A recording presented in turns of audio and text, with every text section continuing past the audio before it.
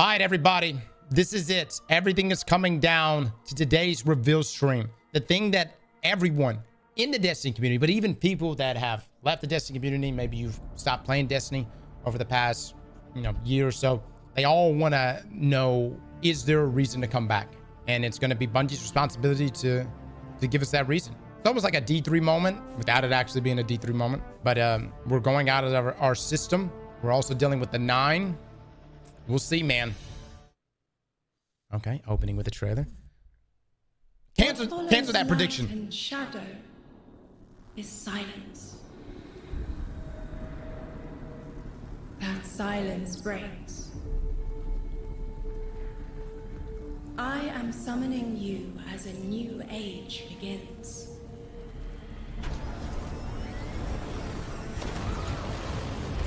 I see sapient life turn to each other. They remember how to look to the stars. They remember curiosity. They remember how to thrive. But they have forgotten.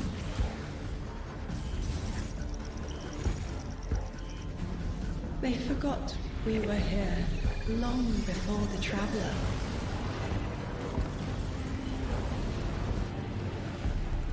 They forgot that they need us.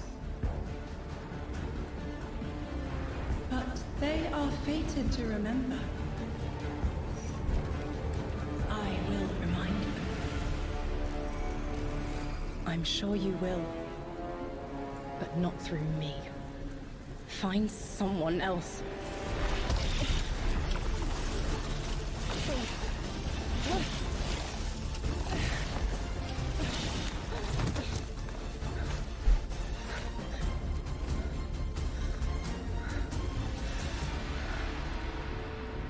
My will is my own. What? Is she a guardian? And a titan?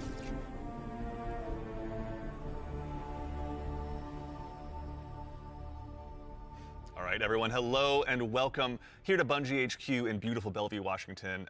We have got an amazing stream lined up for you to tell you a little bit about the Edge of Fate and the future of Destiny 2 as well. My name's Andy. I work on the social media team here, but no need to worry. As always, I am joined by some of my amazing colleagues here at Bungie to share some of the finer details of the stuff that we're going to be getting into today. So how about we go ahead and get into it so we can show you what we got.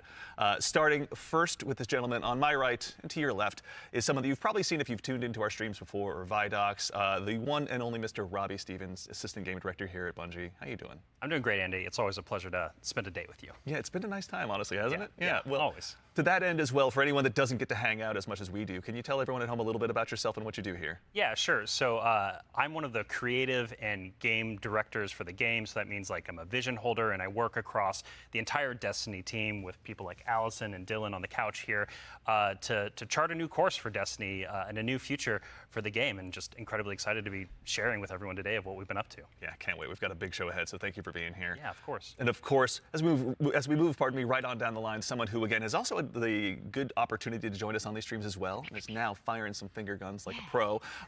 Destiny's narrative director, the one and only Allison Lures. Allison, hello. How's it going? It's going so good. I'm here on a couch and I get to yell about Destiny with you. So it's a good day. Yeah, honestly, I'll take that anytime I can. Well, Same. For anyone who also hasn't had a chance to yell on couches about Destiny with us or hasn't joined us in the past, do you mind telling us a little bit about yourself? Sure. So my name is Allison. I'm the narrative director for Destiny 2. And so that means it's the job of me and my team to make you laugh and make you cry and make you go, whoa, I totally forgot about this thing from 8 years ago. How did they remember? It's because we're good at our jobs. It's true. So Yeah. Someone who gets to sit in on the writers' rooms, I can now doubly confirm that. So thank you for having being you here. there. So much fun. No, seriously, thank you so much. And of course, as we move right on down the line, the gentleman there at the very end of the couch, someone who is a friend to all Guardian kind, who's known far and wide, a member of the Destiny Global Comms team here at Bungie, Mr. Dylan Gaffner. How's it going, Dylan? It's going well. How are you, Andy? I'm doing so well. Thank you so much for Got to make sure to ask every day. I appreciate it. You need all the help I can get.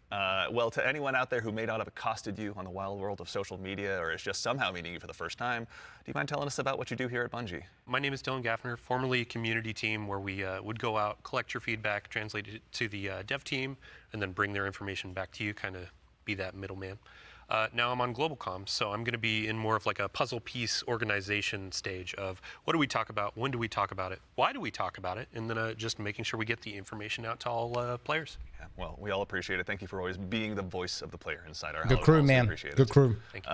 All right, well, now that we've kind of got the intros out of the way, let's talk about our new saga. Let me Robbie, I'd see love to it, start baby. with you. What's up next in Destiny, and where are we exploring? Yeah, so our first expansion this year, The Edge of Fate, is the start of a brand new multi-year saga called the Fate Saga.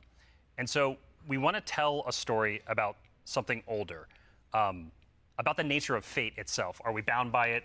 Can we fight it? Because before the Traveler ever arrived in our solar system, there was already space magic here, Andy. Yeah. Yeah. And so ultimately, this is a story that we're going to explore one of Destiny's biggest mysteries and the foundations of the universe itself.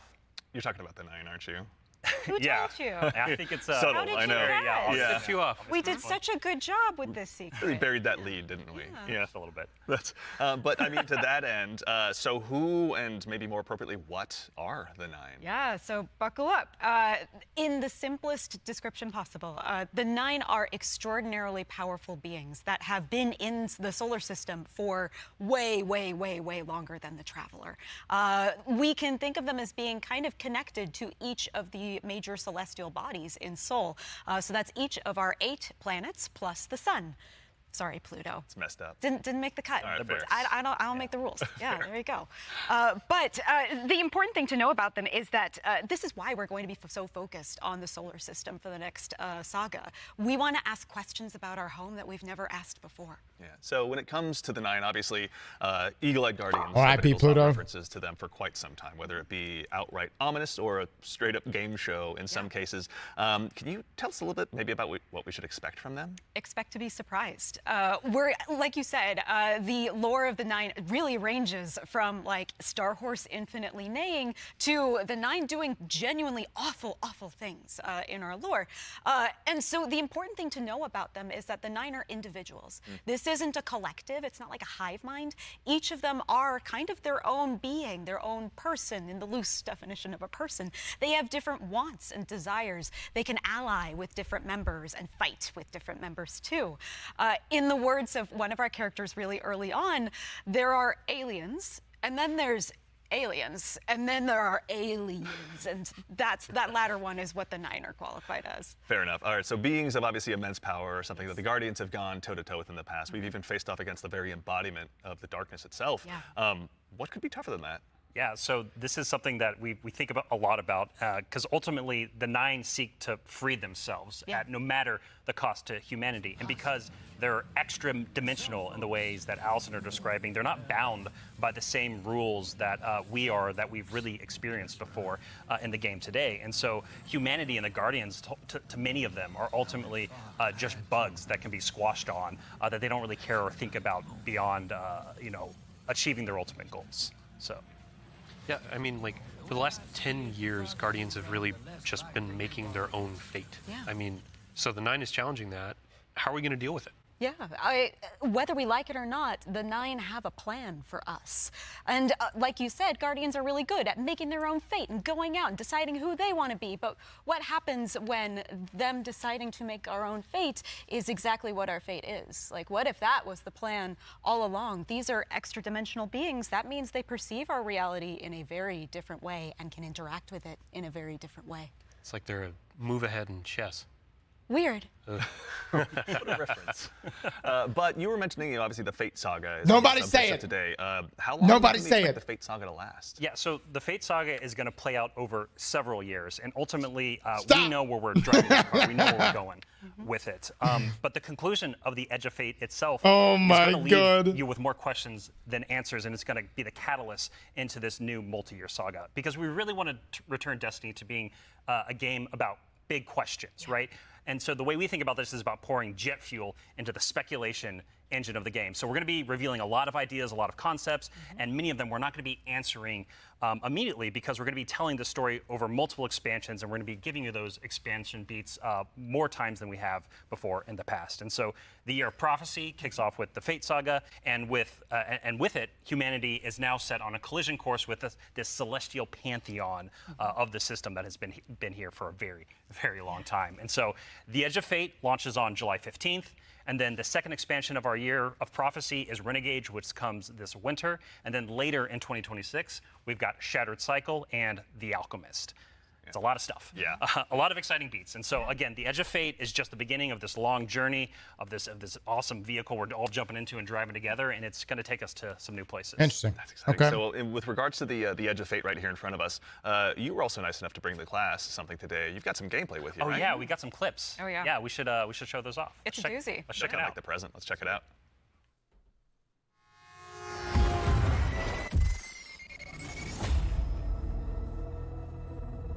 Observe, connect, conceal.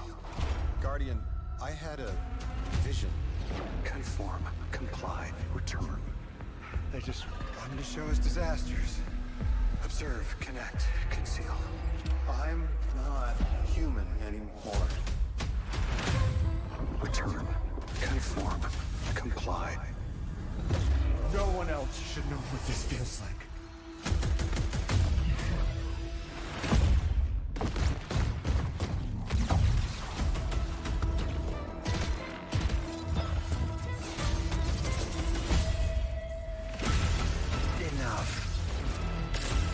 Terminate your suspicion, Commander. Remove your scornful blindfold. Observe. New Land Beyond. There it is. What the hell?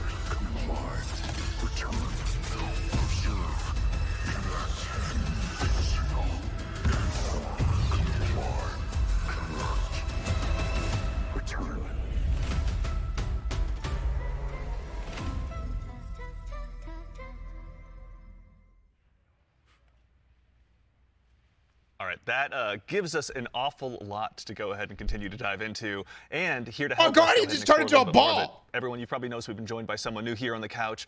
We are privileged to be joined by someone who's the originator of perhaps my favorite all-time Destiny emote, the one and only Dave Samuel, art director here at Bungie. Let's go, baby. Dave, Let's how's it going, go. man? It's going great. Thanks for having me. Absolutely. For anyone who maybe for some reason somehow doesn't have that emote in their collection or hasn't seen you at a past FIDOC, do you mind telling us a little bit about what you do here at Bungie? Yeah, I'm art director on Edge of Fate.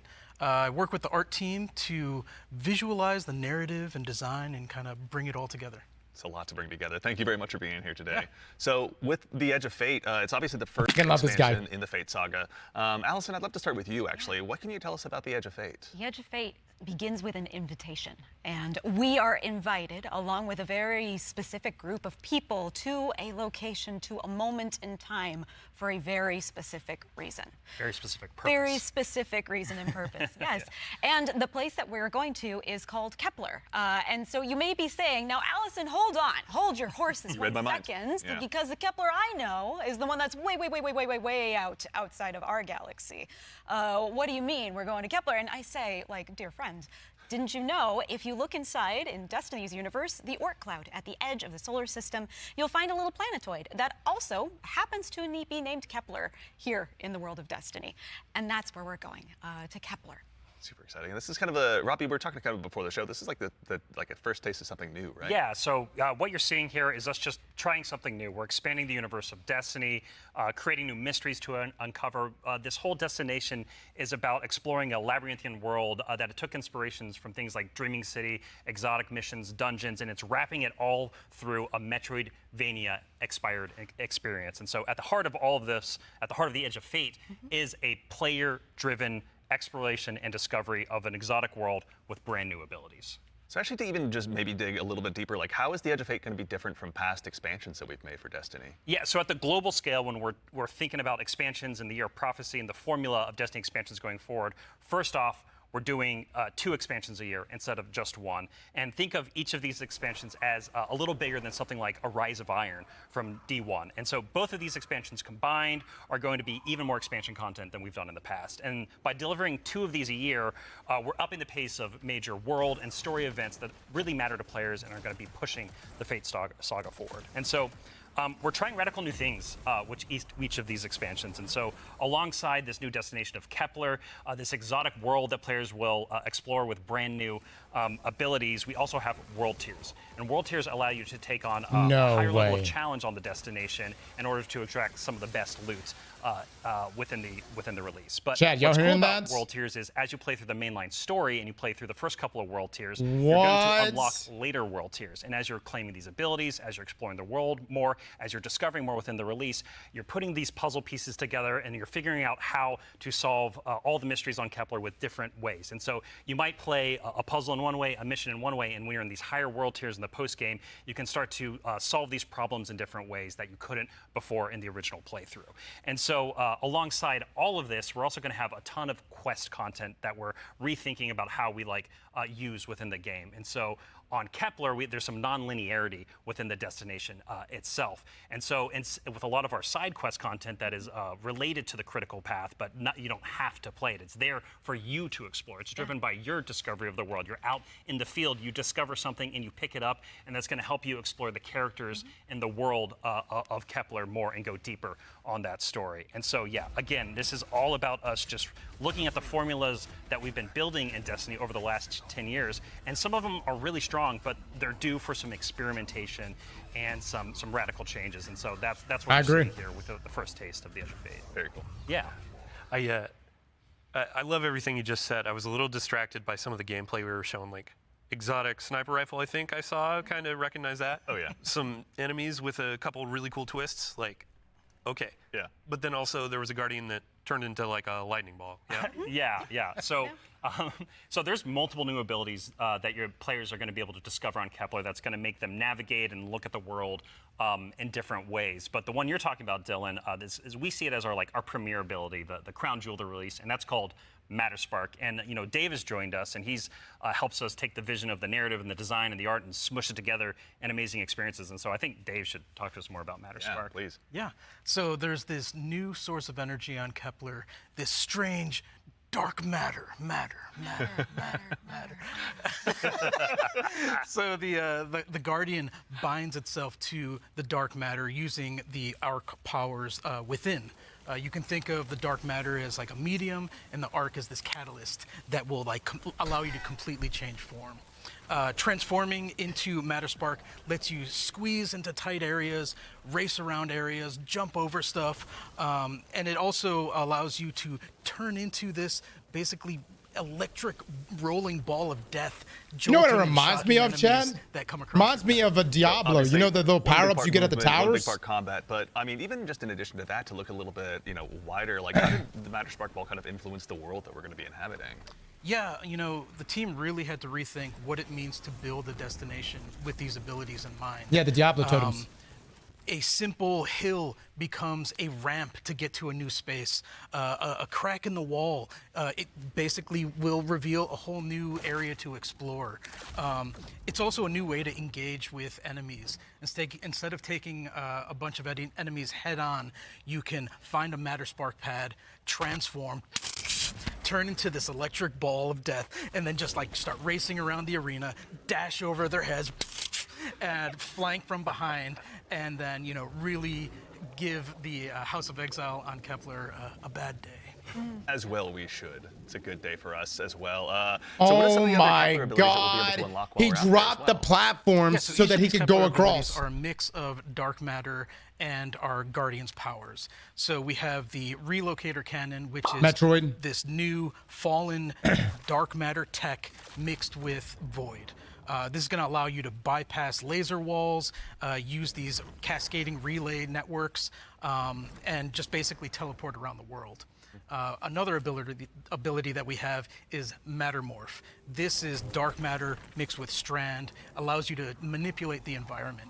You'll be able to basically push and morph and move geometry to create bridges, open up doorways, and then also reveal secrets and new opportunities. Yeah, so what's really important about what Dave is describing, and when we were thinking about building this world, it was all about like, hey, here's this new tool to navigate and see the world in a different way and solve little puzzles and mysteries throughout the missions, the free roam, and the quest content, and beyond. But also what was really important to us is that we lean into Destiny's first-class ability gameplay. And so with Matterspark, like Dave is mentioning, you're jumping, you're dashing into enemies to destroy them, you're doing giant explosions with them with the Relocator Clan, and you're just blowing everything up with void explosions and graviton lance style like projectile, little secret projectiles.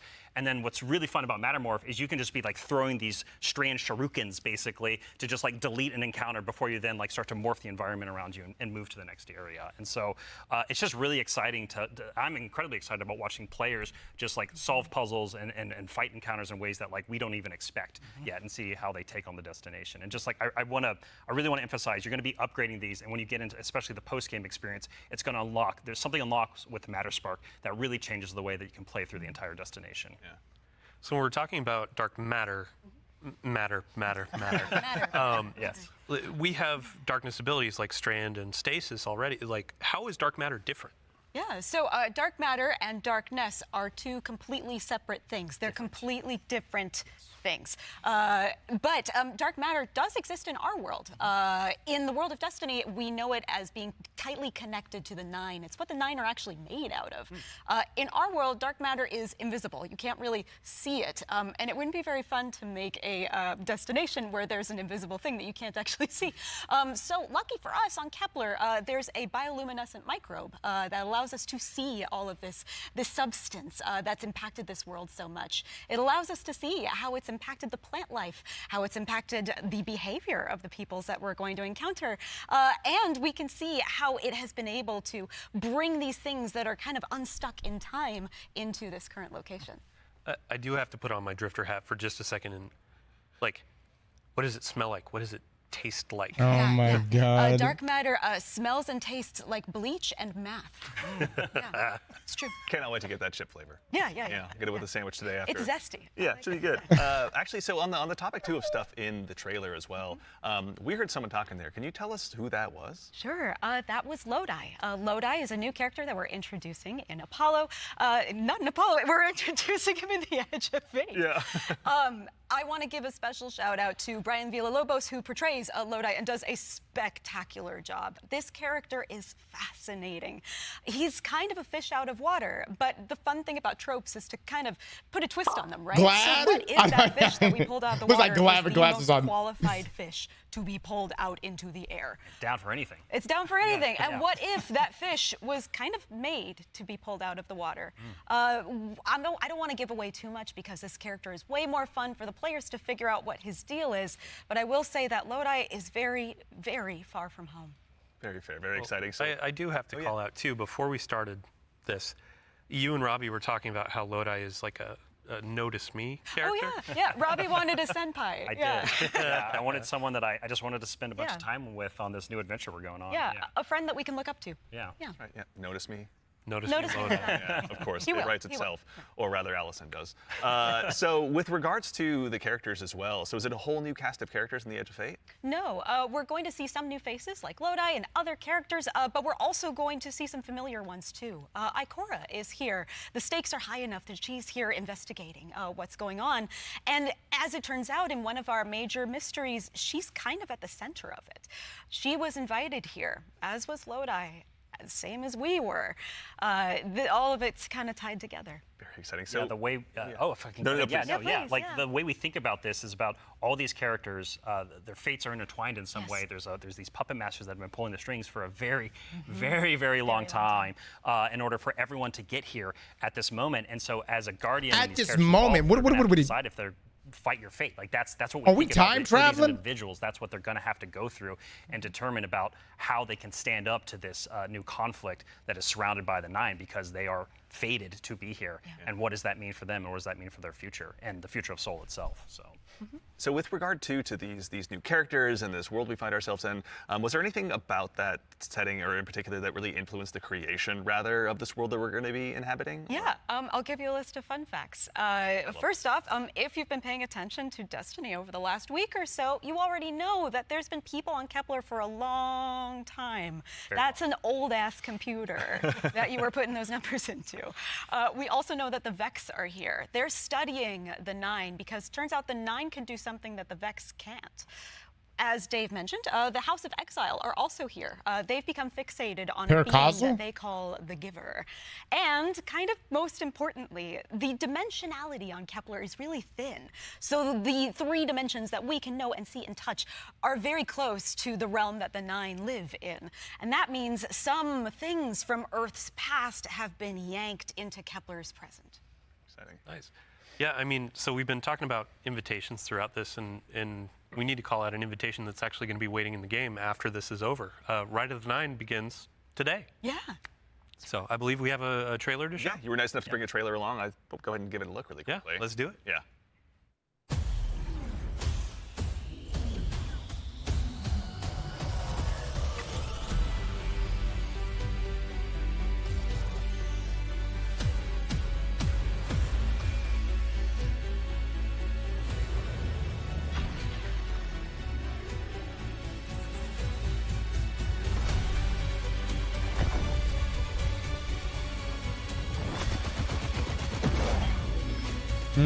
Got Banes in contest mode.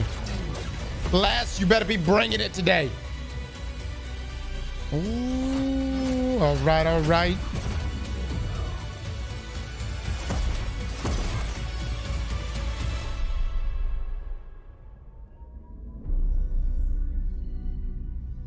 All right. Guys, that's like literally in 30 minutes. All right, so that's Rite of the Nine, which is our essential prologue story for the Edge of Fate. And these 3 dungeons that are featured in this event are free for all players starting today. And so what's really important about this is that these dungeons are both for veteran dungeon crawlers, hardcore raiders, people who've been in these places a lot, but also new Guardians who have never stepped into a dungeon before, right? What was really important for us when we were developing Rite of the Nine was that we are changing the formula on how we can think about how we can welcome even more people into these experiences. And so you're going to be able to go in solo, buffed up, and explore a dungeon by yourself, or go in match made with other fire team members shoulder to shoulder for the very first time. But don't worry, because we also have that higher level challenge for our veteran, our hardcore dungeon crawlers, where you're going to be able to earn the best possible loot, exclusive rewards, and also an exclusive title as part of Rites of the Nine. What's also really important about this event for being a prologue for the Edge of Fate is that it really reintroduces the emissary into the game, and you're going to learn why her job is pretty crappy and why she quits at the top of the Edge of Fate, like we saw at the beginning of this show. And so, Andy, we've been talking a bunch about how our Destiny expansions I'm not a big guy, but I'm just saying for Destiny going forward. So now I think it's time for us to start Could she talking have about just how the core hobby of Destiny not is have changing going boots forward. on? The You know what I Destiny mean? Week over week You know, experience. And we've got someone else on the couch here to help us talk about that. We have an expert in that very subject now who has gone ahead and joined us on the couch. We are now joined by the one and only Mr. Ben Womack, creative director here on Destiny. Ben, how's it going, man? Hey, I'm doing great. I'm really excited to be here. There's a lot to talk about. Yeah, seriously. There is a lot. Yeah, it's going to be a very good conversation we have coming up. Yes. But before we get into that, can you tell us just a little bit about what you do here? Yeah. So I'm the Destiny 2 creative director for the core game, or the core hobby, as we call it. Yeah. And it has to do with all parts of the game, everything from Edge of Fate, through our seasons, through the fundamental systems. And in particular, like Rob was saying, I've been focusing on thinking about the kind of building blocks of Destiny 2 and getting those like not only stood up, but also transformed and iterated on in some really exciting new places. Nice. Well, let's go ahead and just start at the top. Can you tell us a little bit about what like the core formula of Destiny is changing and why? Yes. So I think I need to start with the why first, because it's important to think about what is Destiny, what is great about Destiny. And Destiny is best when you have like awesome chases that you're excited about, you have really cool, powerful builds to make, and there's a mountain to climb that's right in front of you that you want to climb. You're like, I want that mountain, it looks pretty cool. And the thing that is not always true right now in Destiny is like, it doesn't feel streamlined. as it could. Players don't have as much agency. You know, we want to be player-driven. We want to be more rewarding than we are. Because right now there are barriers to playing Destiny like in the best way, and those barriers are insurmountable sometimes. So think about that whole picture of, okay, what is the Destiny that we really want, that has been in the past, that we also want to get back to, and where we want to go for the future. That's where all the changes you're going to see have started, like at their inception point.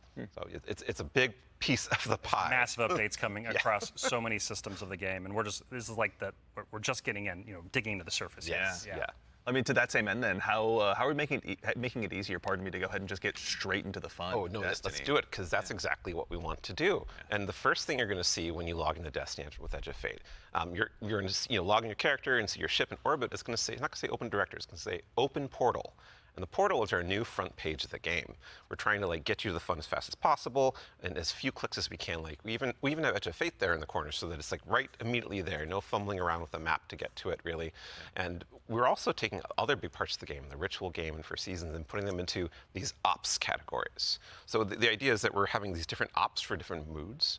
We're having solo ops. We have a bunch of fire team ops. We have pinnacle ops, and of course we have crucible ops, still super important for the game. Yeah. I mean, to start up at the top, can you tell us a little bit more about what solo ops is? Oh, yeah. So solo ops is exactly what it says on the tin. It is a bunch of activities that are made for solo players. And the conception point of that was you guys hate this for players who have a smaller amount of time that they want to play in, and they don't necessarily want to have dependencies on other players, but they still want to get in there and play for 10 to 15 minutes and get some real progress. Yeah, get some loot. Yeah, get some loot. Yeah. Get some loot and get your character forward and feel like, I played some Destiny and that was great. And even if you don't feel like playing with other people, that's fine, because we have an activity type that is designed for one player. Excellent. So, I mean, to that same end, what are some other ways that we can play and have fun using Portal as well? Yeah, so Robbie actually has a great way of talking about this. Yeah, some of the North Star that we talk about when we were developing the Portal early on was where are we headed with this thing? And ultimately, it's play your way. It's giving players more agency, more personal drive to figure out how they want to engage with the power climb and the new progression systems coming and our seasons. And so the entirety new progression and power climb is now all available to you in the Portal at your fingertips in one place. It's really easy to find, really easy to jump in. Anything you play inside of that category any of those categories is gonna help you. Guys, it's not like you can't use the director. We want Destiny to be welcoming, not you only could to still new use the director. Old players who are coming back to the game to join us with the Edge of Fate. And we the also want Portal this to is be meant for returning players for everyone. and new players. As part of this is a commitment from us, as part of the core hobby. You can still go to the directory. That we're going to be continually investing. Yeah, you can. There's going to be a map. There's going to be a map that you can hit for years to come. And so, you're asking me directly, what else is there to do? Yeah. Ben mentioned solo ops. We also have the fire team ops and pinnacle ops. Both of these are more around playing with other fire team members, shoulder to shoulder, where fire team ops are more quicker sessions. We'll take a look at it again in just a second. Too, but then pinnacle ops are more about those really long form or more challenging kind of focused activities like exotic missions, for instance. And so. And then the one thing we haven't talked about yet very deeply, but is incredibly important, and it's something that I think we've done for the first time ever, or maybe since early D1. It's kind of a return to form. Yeah. You're going to be able to experience the entirety of the power climb within Crucible Ops by playing PvP, right? So this means if you want to be sweaty, Andy, which I know you, Dylan, too. I know you're that way, right? I know both of y'all. If you want to put the sweatbands on, you're going to be able to play the entire experience in the season here and earn some of the highest tier loot that's also available in the game. So, I have to say, this is super exciting, because my player type or other folks out in the community, they want to go in, they want to jam on PvP, but then their friends invite them to do a dungeon or a higher tier activity, and they're like, oh wait, I need to grind a long time to get up to power. Now through PvP, they can get up to power, and you can just bring them into that PvE experience and have a fun time. I personally love watching PvP players struggle in PvE. So I'm really looking forward to that. So it sounds like the core, obviously, of what you guys are talking about, play the way you want to play. And the other way around. I love PvE players struggling in PvP, man. Yeah, that's important to us. Yeah. That's important to us. Well, death, but also success. Yes, and that's true. from it, That's right? true. Yeah. Yeah, and so we really want to give agency. That's one of the things. Player agency, player driven towards loot and challenge. And so we have a really hugely expanded activity customization system. We have a lot more difficulty levels, and we have a ton of new modifiers. We have 50 new modifiers along with all the old modifiers that we've released in the past that are going to make this big curated web of options for you to experience any of the PvE content in the curator. There's Ultimate Pass Grandmaster. Not just old Banes that we have, but new Banes as well. We also have boons to help you get advantages in your activities and for your build. We have challenges, trade-offs. And the fun part is you're going to get these different combinations that are available, and you're going to then make a mix that's actually going to change the way you play and be pretty interesting, and sometimes the way you prefer you play. Like there's a new boon called Grappler that I personally love. It's kind of my preferred way to play, where they give you 3 grapple grenades replacing your current grenade. You can't do the melee, but they recharge super fast. So any build you want, you could now Spider-Man around any map. It's actually super fun. It's so fun. Yeah, and I mean, like, what's at the heart of what Ben is talking about is what we kind of call the virtuous cycle, right? Where you're going to be crafting your build, tinkering with the activity, looking at like how you can earn a higher tier of reward by taking on higher challenge. And as you earn better loot, you're looking towards that next mountain to climb just ahead of you all the time. And so this is really about how far you want to push yourself upwards within the portal itself. But also, we also are thinking about the people, and that's the depth, right? That's the depth of the challenge that we're talking about. That's also, but we're also thinking about the people who don't have as much time to play with like solo ops, and also if you're scared of modifiers or you're scared of customizing these activities. Or you just don't feel like doing it. Yeah, that's a great way to describe it. Thank you. We have a bunch of quick play options, right, Ben? Yeah, quick play options, and we actually have matchmaking and Fireteam ops. And we have Fireteam Finder, and so you're able to like really choose kind of what you're in the mood for. Oh yeah, we technically have matchmaking across every activity that exists. Except for solo ops, because that's solo. Right. But yes, otherwise, but in the Fireteams and Pinnacle ops, it's everything. Yeah, you'll have options to play by yourself or with other people. Oh, actually, it's good, man. I think we need matchmaking for everything. Yourself as hard as you just want let to it happen. It's really fun. Some people are going to get shit on. About, the different boons and combinations. I think at one point you were saying around 50 or something like that. Those 50 new ones. 50 new ones. Yeah. So it's like you can take those into solo ops. Like we're talking about this being kind of leisurely, bite-sized activity, but if you want to take it and say, I don't want Weenie Hut Jr., I want like esoteric level solo hardest thing in the world, like you can kind of customize and do that. You can just do it from the very start if you really want to. Yeah.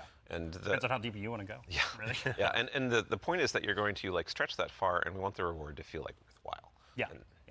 Yeah. You want to feel like as you're pushing yourself, you are rewarded for it. That is something that's really important to the vision here for the portal. Yeah. Rewards, huh? Rewards. There are a lot of rewards, aren't there? It's funny you mention it. Yeah, we've got Banes, boons, modifiers, but let's talk about gear for a little bit here. Yeah. What's changing about and why? Yeah, so like talking about chases and mountains and builds, like gear's at the center of all of that. And we actually have 2 giant gear changes I'm going to like put in 2 little buckets for us to talk about. The first one is Armor 3.0. And the next one is gear tiers. And so like talking about Armor 3.0 first, we are probably making the biggest change ever since Shadowkeep.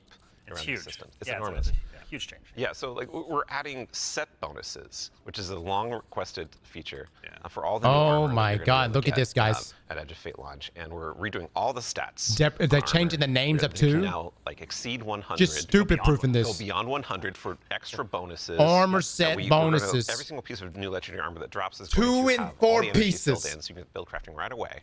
And it's going to essentially like, there's more features actually that I could talk about, but I don't think I'm allowed to yet. Fair. Well, something that we can't talk about too. You mentioned gear tiers as well. Yeah. Let's talk about that. So gear tiers are dude, that's wild. Every single legendary weapon and armor that you can get is going to have 5 gear tiers, starting from 1 going up to 5. And like we have a 5 gear tier 5 piece of legs armor on the screen right now, and you can see that like this is like looks really cool with the iconography, but it also has a ton more stats. And oh look, what's that? Yeah, what's going on with the energy there? Yeah, the energy. Ben? Yeah, that energy says 11, and it's true. 11. Yep. It's not a typo.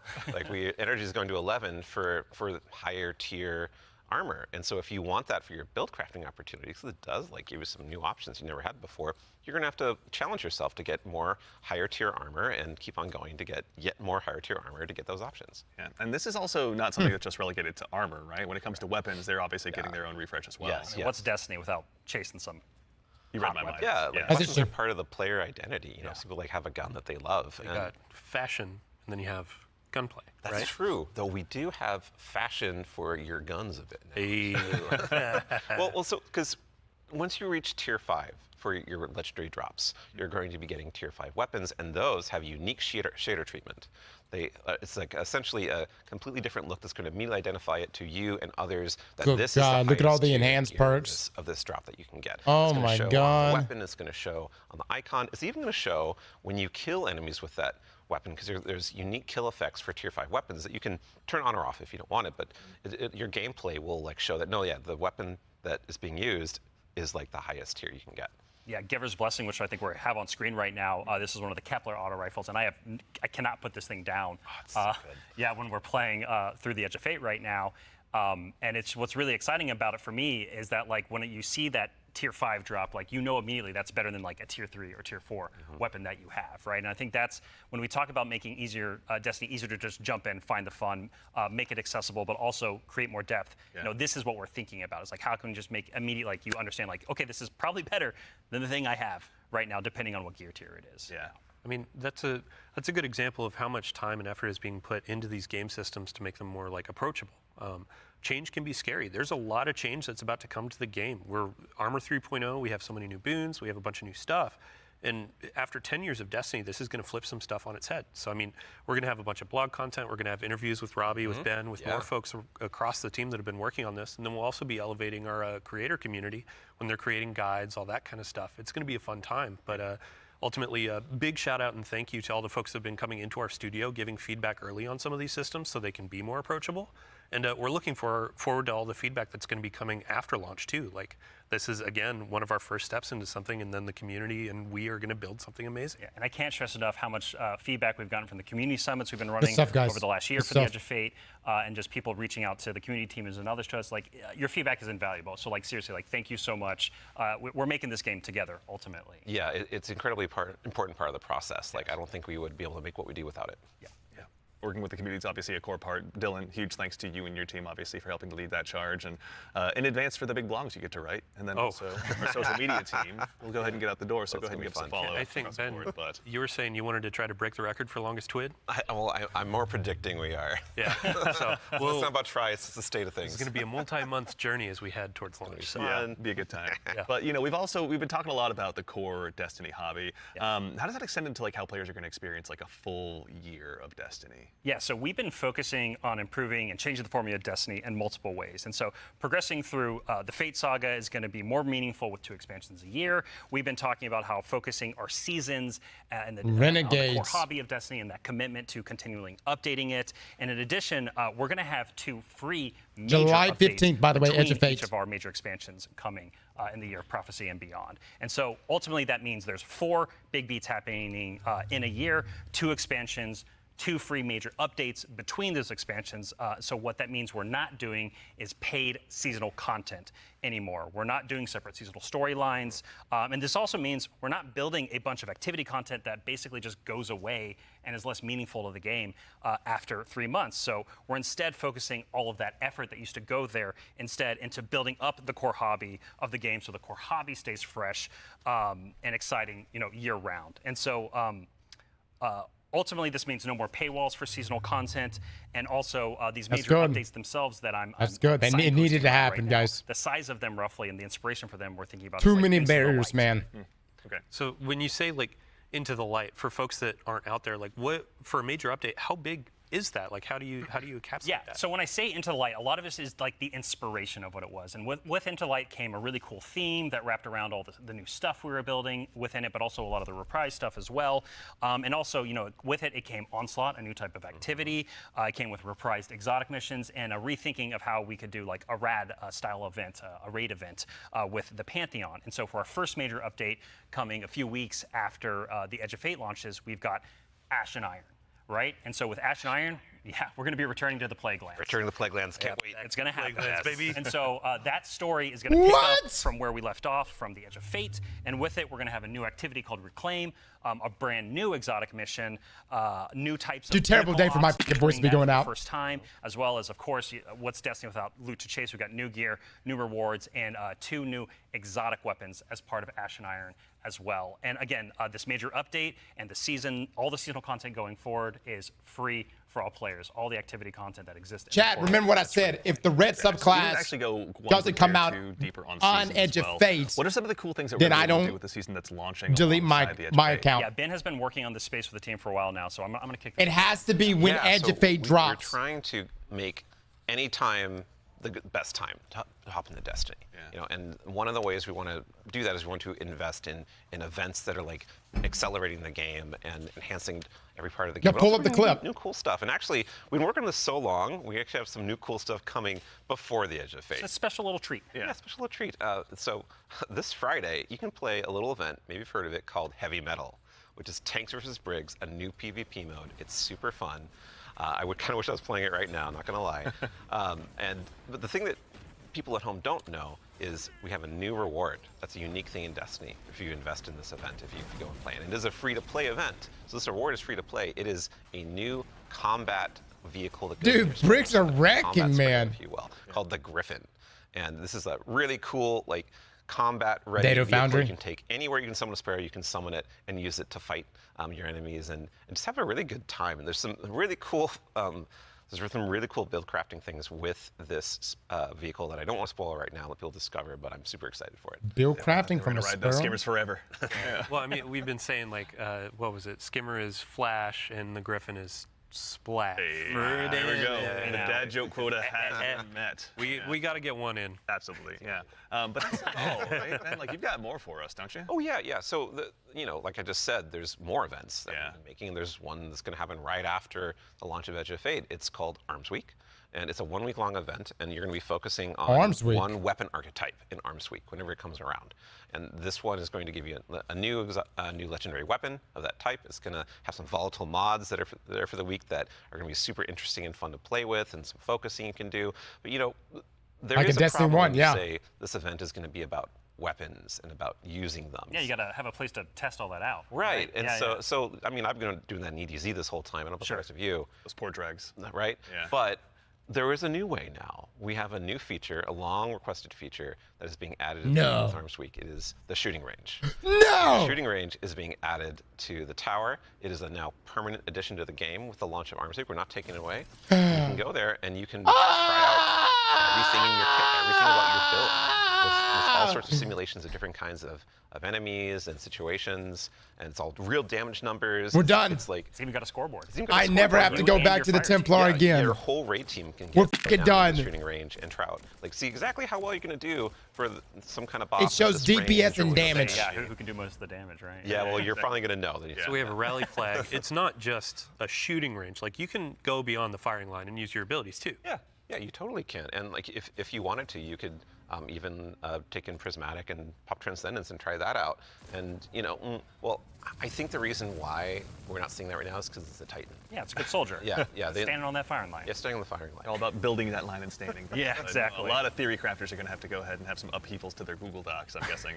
This will be a really good tool. Like, as we're adding all of these different systems with gear tiering and all of that, you can go in and check those damage numbers in real time. Like, how do my stats change? How are these different gear bonuses going to affect Guys, this is gameplay? massive. You can see it in the tower now. This is no just like regular we're talking about weapons. DPS. Oh yeah, well, damage check zone, shooting zone. So there's more events. Of course, there's more events, and the holiday events are coming up. Where Solstice is right around the corner. It's summertime, right? It's summertime. Summertime is Solstice time in Destiny 2, and Solstice has some really cool twists and such that we're planning. But I'm not going to talk about that right now. I want to show you all the new hollow foil treatment we have for Solstice weapons. So here we go. This is the hollow foil treatment for Solstice in 2025. Oh, it is it's amazing every time I look at it. Yeah. It is Hex an mechanical ocean, weapon too. and the line, we put the ocean on a gun. How did we do that? It's beautiful. I love it. And Florida any the kind shader of, weapon that drops for this event can have a hollow foil. Yeah, so it could be a tier 1 or tier 3. Yeah, any weapon can have a hollow foil. Yeah, the tier 5 hollow foil. Ooh. Like that's gonna be a chase. Our other events will also have hollow foils. Yeah, like Arms Week you're talking about. Arms Week will have its own hollow foil treatment. Like every event, a major event we have will have a hollow foil treatment. The holidays will have their own kind of special one, but yeah, Arms Week will have their hollow foil drops that you can farm as well. Super exciting. No, it's going to be a good time. I'm going to have way too much stuff to chase down, so appreciate you guys putting all the hard work in, obviously, for that. But I believe we've got one more thing. Yeah, I mean, we've been talking a lot about, here are the free updates coming to Destiny, the portal, a bunch of different stuff, Edge of Fate, but we also have another expansion, and we need Allison back on the couch to talk about it. Yeah, Allison. She's the best one to talk Yeah, about. we've got something very exciting, and so once again, Allison, thank you for taking the time to join us today. We appreciate it. Of course. I'm so excited to be the one more thing. Yeah, it's a tradition around here, so we're glad that you could obviously go ahead and lead us into this one. But, you know, as Dylan mentioned, we've talked about the Edge of Fate, but this is the first year we're going to be doing 2 expansions over the course of a year. Can you tell us a little bit about Renegades? Yeah, so we're going to have a dedicated reveal for Renegades in September alongside our major update, Ashen Iron. But earlier we were talking about how sometimes our formulas can constrain us from experimenting and innovating. And so in that spirit, Renegades is going to be very different from the Edge of Fate. What I can tell you, and we'll talk plenty about it later, is that we're going to be experimenting and innovating with activities, with social mechanics, and more. But more importantly, I want to talk about our inspiration. And so I have to kind of tee it up first. So Renegades is going to be a Destiny, like definitively Destiny expansion. This is part of the Fate Saga, and it's going to push it forward in important ways and introduce characters that we're going to spend time with for years to come. It is an essential Fate Saga story. And it's an homage to a universe that has inspired Bungie from the start. It's a universe that all of us here on the couch grew up with, as well as everyone else at the studio and millions of you back at home too. It is a peanut butter and combination, a peanut butter and like chocolate combination inside of what we're making that could only be possible in the kind of world that we build here. And so I am absolutely thrilled to be able to give our first sneak peek at Destiny 2 Renegades. Let's take a look.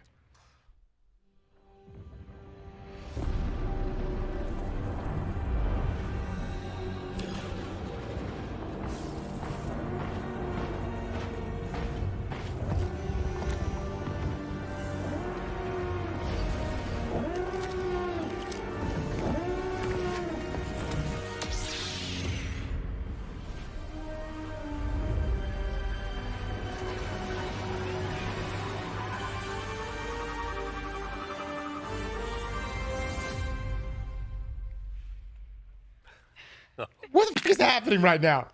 Okay, Robbie, what did we just see? Yeah, so that's Renegades, which is coming out this December. And to really drive it home here, Renegades is a one-of-a-kind Destiny experience, right? And just like we on the Destiny team have taken inspiration from other genres like dark fantasy or cosmic horror, Renegades takes the space western vibe and aesthetic that is Star Wars, and it puts it through that Destiny lens. And ultimately, it's created a new lawless frontier that is emerging within Seoul. And so, like, we're so excited to show Renegades off a little bit today and to be talking about it more in the future in September alongside the free major update with Ashen Iron.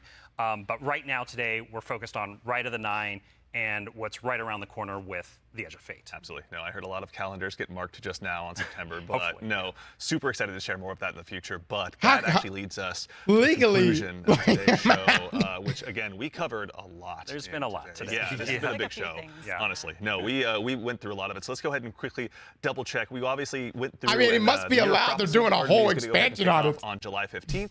And this kicks off a brand new multi-year Fate Saga and our new focus on the core hobby of Destiny. The first expansion, The Edge of Fate, is going to be launching again on July 15th, as I noted, with its raid launching on July 19th. Okay, hold up. Yeah. So you're going through a lot of information. We already covered that. Oh, yeah. But like, you can't just sneak in a raid date. We have a new raid coming with the expansion, July 19th. We're going to have a bunch of blogs. We're going to have the rules, regulations, all that kind of stuff for our raid race. Of course. We invite everybody to come in. All right, put it on your calendars, everybody. July 19th. Yeah, I mean, just stay tuned for more details. We're not going to spoil anything. It's a raid. We got to keep it secret. Yeah, absolutely. Yeah, everybody mark your calendars. Yeah. Bungie.net is the place to go ahead and learn more. And again, follow our social media channels. Do us all a favor. So in addition to that, again, as we noted, Ashen Iron, our first free major update, will be launching on September 9th. Renegades, Very exciting. We'll be launching in December. And then keep an eye again on our social channels. We'll provide all the updates once they're available. But as far as today goes, the Edge of Fate and the entire Year of Prophecy pre-orders are available starting right now. Now, pre-ordering for starters, the Ultimate Edition will go ahead and unlock the New Land Beyond. That is. New Land Beyond. There it is. Ooh, I can't wait, man. I can't wait. Same, Oh honestly. my God. That'll be unlockable in addition to several other goodies. And also, we've also got a collector's edition that'll be available. Oh my God. You can see here on screen, it will be coming with an awful lot of very cool stuff, including this cool statue that you may have noticed here that's been sitting with us on stage. This is one that you can go ahead and add to your collection as well, but that's not all that's in there. Is there, Allison? We got, the writing team got a little excited on this one. We put a lot of lore goodies into this collector's edition. So like that weird metal thing, that weird envelope, boy, weird. Wonder what's up with that. Just decorative You points? should probably read it. Yeah. Anyway, we're going to do a dramatic reading as soon as Yeah, we're we done. should go downstairs immediately after this. Really Right after this. Count me in. And then again, too, as far as today goes, Rite of the Nine. This is the essential prologue to the Edge of Fate, and like all of our events moving forward, is going to be a free to all players. So make sure and go ahead and check that out when that arrives. And before the show wraps up, make sure and stick around for a little bit longer. We're going to be rating our good friend Sammy Cat as well. So go ahead and give her a follow. Tell her we said hello in chat. Pardon me. If you have any Twitch Prime subs or anything like that, go ahead and do us a favor. Drop it over there and check out her stream. She's going to be having a good time. But that concludes it for us here today. So for starters, all right. huge thanks to my teammates here for joining me. Thank you, Andy. Thanks for having us. Absolutely, yeah. Robbie, Allison, Dylan. Sammy's a great streamer. Yes, check her out. There we go. We got Ben, and of course, Mr. Dave Samuel. Thank you all so much for being here today. And then, of course, to the crew that puts all this on. Thank you, everyone. This doesn't happen by accident. Thank you all so much for all of your hard work and dealing with me on these last couple of days. And of course, to everyone at home, to all of our guardians out there in the community, thank you. It's a tremendous privilege to get the opportunity to share what we've been working on early, and it matters only if you guys show up and join us. So we really appreciate it. We hope you enjoyed. And otherwise, in the meantime, until we see you again, take care of yourselves, take care of each other, and we'll see you all Starside. Okay.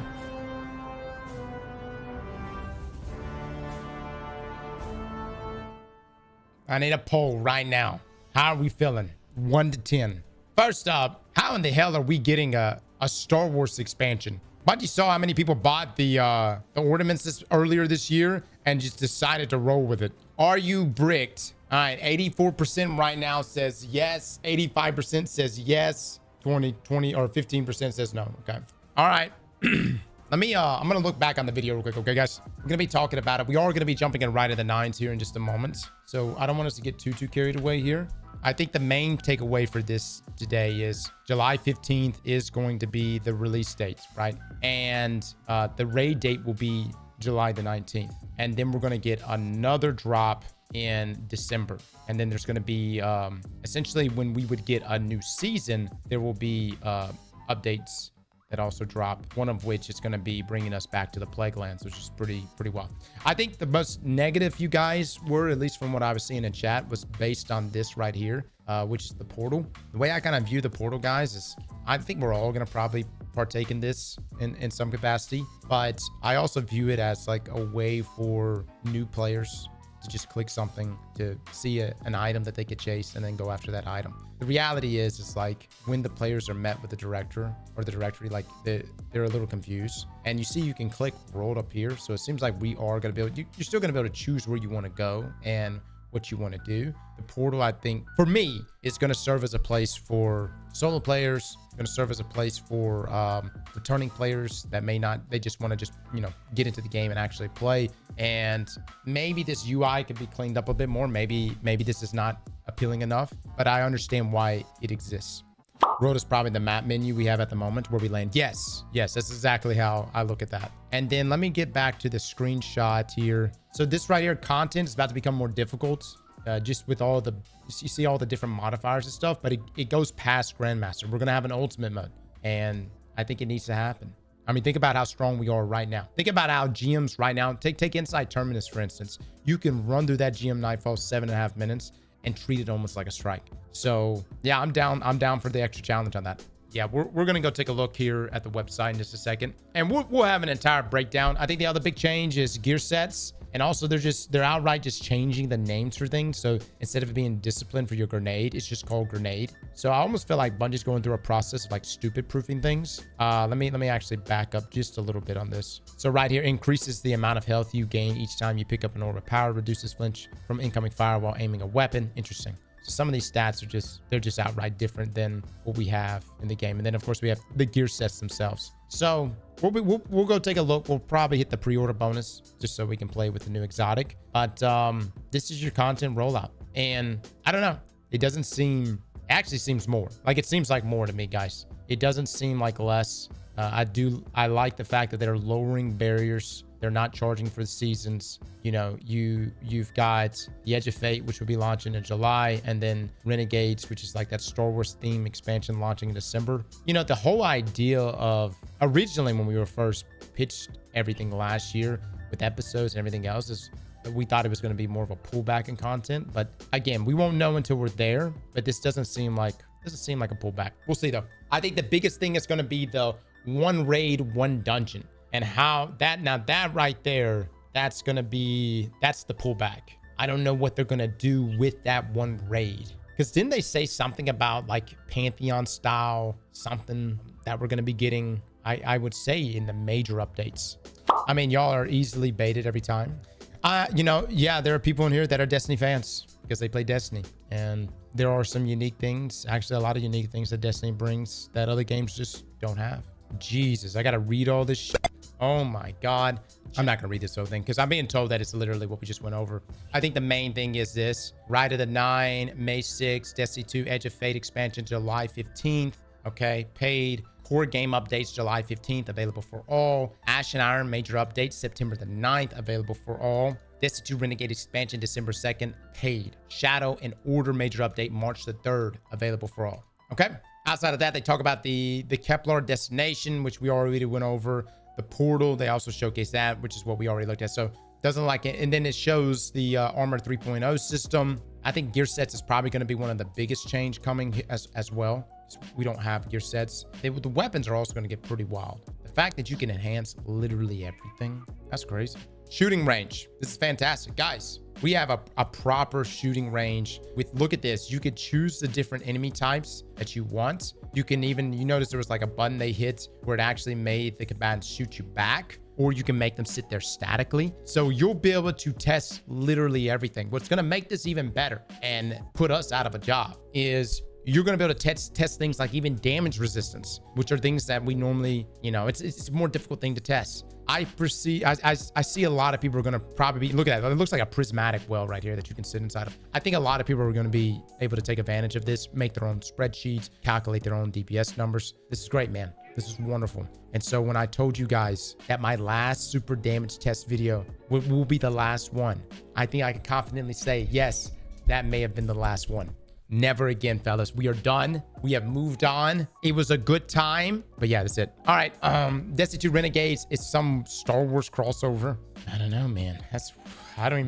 Somebody at Bungie is friends with somebody with Star Wars, I guess. You know, what would that be? Disney at this point? All right. Pre-order information. The Edge of Fate pre-orders are now available on all supported platforms. Okay. You get the exotic ghost unlock, pre-order exclusive legendary emblem. And then if you get the Year of Prophecy edition pre-order, you'll get all this stuff. Okay. All right. The Ultimate edition pre-order, the Edge of Fate, instant unlock sniper rifle, New Land Beyond. That's how you get the New Land Beyond and a bunch of other things. Okay. All right. I'll probably go pre-order, guys. I want to take a look at the sniper rifle, but that's pretty much it. Slap that like button like your mama told you right.